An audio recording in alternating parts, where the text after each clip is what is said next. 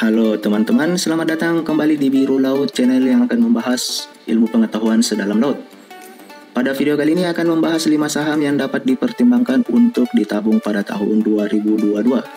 Sebelumnya, ini adalah disclaimer-nya. Yang pertama, video ini hanya berbagi info perihal emiten, bukan ajakan jual beli, dan keputusan investasi ada di pilihan masing-masing investor. Adapun kriteria pada pilihan saham kali ini, pertama, memiliki model bisnis yang dapat bertahan 1 hingga 5 tahun kemudian, rutin membagikan dividen, dan capital gain yang tidak cenderung turun selama 2 tahun terakhir. Yang pertama ada perusahaan PT Prudential Lestari Tbk dengan kode emiten Dimas. Sektor Dimas sendiri adalah real estate dengan segmen usaha penjualan, penyewaan, dan pengembangan. Kepemilikan saham mayoritas dari Dimas adalah PT Prudential Lestari sendiri dengan nominal 57,28%. Selanjutnya Soljet Corporation 25% dan sisanya masyarakat. Alasan pertama Dimas masuk pada list episode ini karena memiliki harga saham yang sangat murah. Hingga video ini dibuat, Dimas berada pada kisaran 190 hingga 230 rupiah.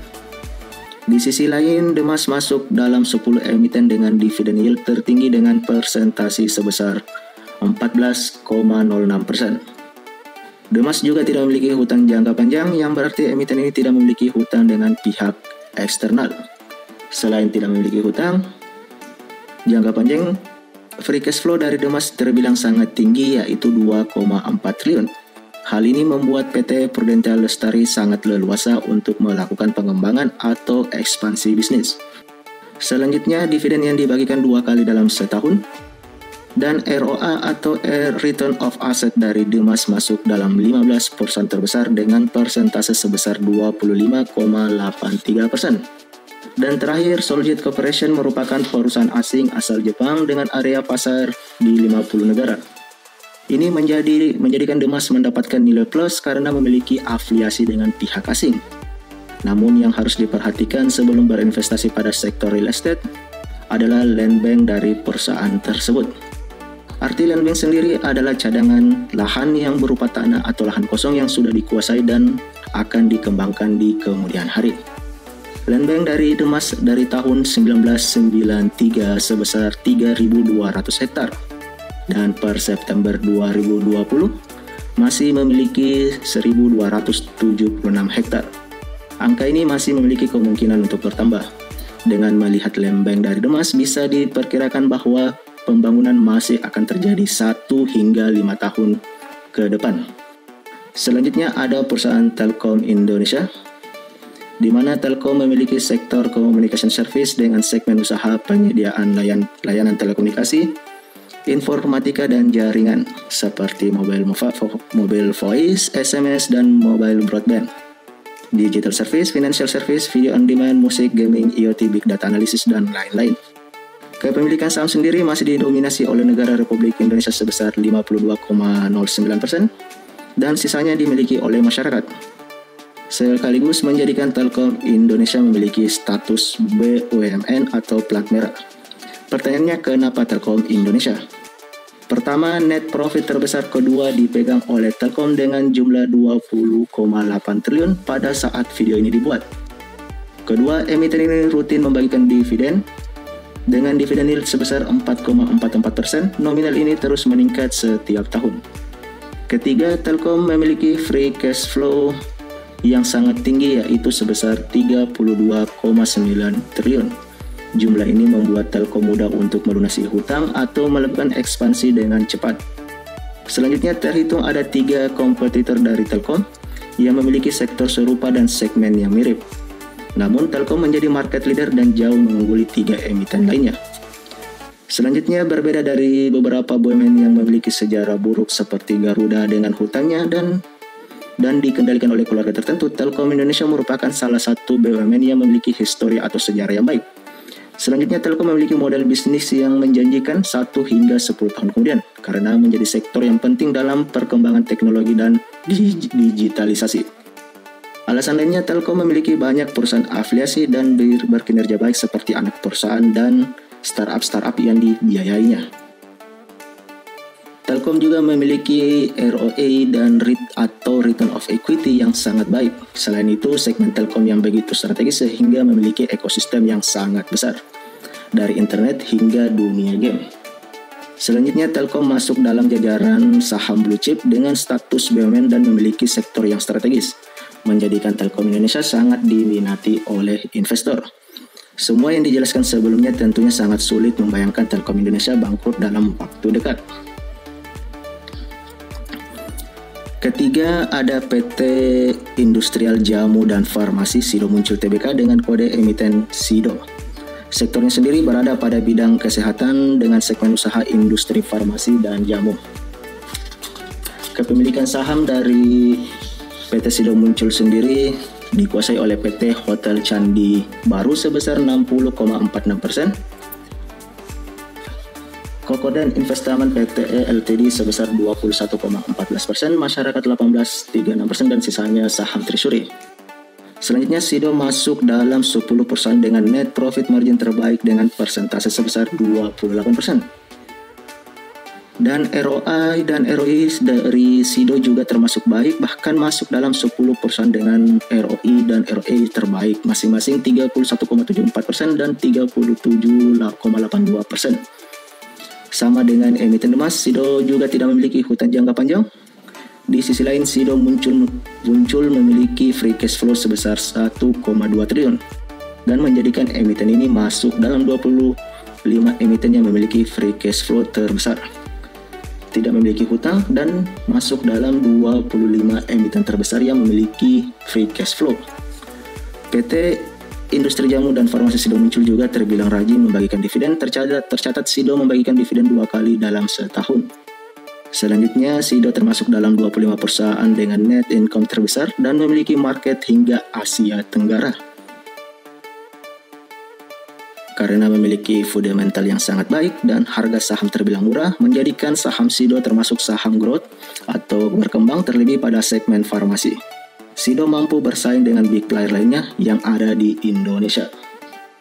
Produk asli Indonesia ini berdiri sejak tahun 1951 dan terbuat dari bahan rempah alami, sehingga menjadi modal plus dan brand SIDO muncul dan berdampak pada minat investor. Jadi bahan alami dan brand asli Indonesia ini menjadikan minat investor yang sangat tinggi, bukan hanya dari dalam negeri maupun minat investor asing. Emiten selanjutnya ada PT Indofood CBP Sukses Makmur Tbk yang memiliki kode emiten ICBP. Sektor dari ICBP sendiri adalah barang konsumen primer atau consumer goods dengan segmen industri makanan. PT Indofood Sukses Makmur Tbk menjadi pemegang saham mayoritas dengan persentase 80,83% dan masyarakat sebesar 19,47%. Melihat kondisi keuangan dari ICBP, sekarang dapat disimpulkan bahwa rasio hutang dari ICBP dalam kondisi yang tidak baik. Namun hal ini bukan yang pertama terjadi terhadap ICBP. Pada awal IPO, emiten ini memiliki hutang yang sangat tinggi hingga berdampak pada harga saham ICBP pada waktu itu. Namun dapat dilihat sekarang kondisi ICBP hari ini justru memiliki bisnis yang semakin luas dan salah satu emiten blue chip Indonesia. Selanjutnya, ICBP memiliki market internasional dan salah satu brand yang mendunia ada Indomie dengan jenis makanan mie instan. Kedua, saham mayoritas masih dimiliki oleh induk dari ICBP dengan persentase 80% sehingga beban terbesar masih dimiliki oleh manajemen ICBP ketika terjadi hal buruk ke depannya. Jadi salah satu ciri perusahaan yang baik itu saham mayoritas masih dikuasai oleh perusahaan itu sendiri karena beban moral dari perusahaan itu masih terbesar oleh manajemen. Di kondisi hutang yang meningkat, net income dari ICBP konsisten naik selama 10 tahun terakhir. Selain itu, ICBP sendiri pantas disebut saham aristocrats yang artinya dividen yang mengalami kenaikan setiap tahunnya. Teman-teman dapat melihat saham-saham aristocrats dan pengaruhnya di bursa US sebagai bahan referensi apa itu dividen yang terus meningkat. Selanjutnya, minat investor yang sangat tinggi terbukti reksadana asing seperti Vanguard Main Cap Value Index Fund yang berkode VMAX dan VGTSX itu memasukkan ICBP dalam list reksadana mereka. Dan terakhir, ICBP memiliki IPS yang konsisten naik dan memiliki segmen bisnis yang baik pula. Terbukti, ICBP adalah market leader di produksi makanan instan. Dan saham terakhir ada PT Bunda Medik Tbk dengan kode saham BMHS. Memiliki sektor kesehatan dengan segmen usaha rumah sakit umum, RSI ibu dan anak, laboratorium, dan lain-lain.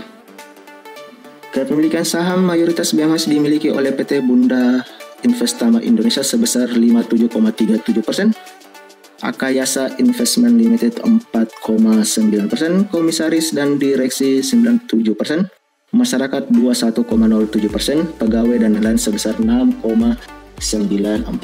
Bisa dibilang pemegang saham dari BMHS ini sangat cukup banyak. Melihat model bisnis dari BMHS dan sektornya yang cukup strategis menjadikan Bunda Medik ini termasuk saham growth atau saham yang cukup berkembang. Di sisi lain, ekosistem bisnis yang tersebar di kota-kota besar di Indonesia dan memiliki klinik fertilitas atau klinik bayi tabung yang merupakan salah satu klinik terbesar di Indonesia.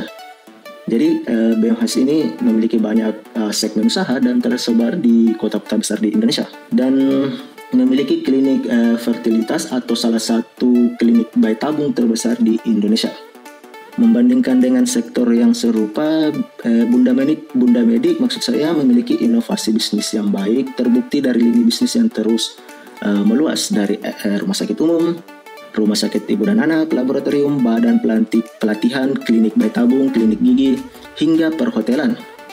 Dan yang terakhir ada kolaborasi pariwisata dan bidang kesehatan antara Bunda Medik dan Bapak Sandiaga Uno.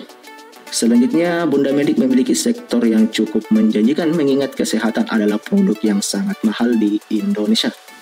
Dan terakhir, komisaris dan direksi maupun pegawai menjadi pemegang saham. Alasan terakhir ini menambah keyakinan saya karena jika manajemen hingga pegawai memiliki saham, kenapa investor retail seperti kita harus ragu untuk memiliki saham Bunda Medik ini? Itu tadi 5 saham yang dapat dipertimbangkan untuk ditabung di tahun 2022 episode 1. Dan sekali lagi disclaimer-nya, jangan membeli saham karena menonton video ini. Jadikan video ini sebagai bahan referensi dan lakukan analisa lebih dalam seperti mencari nilai intrinsik atau harga wajar. Dan sampai jumpa lagi di video berikutnya.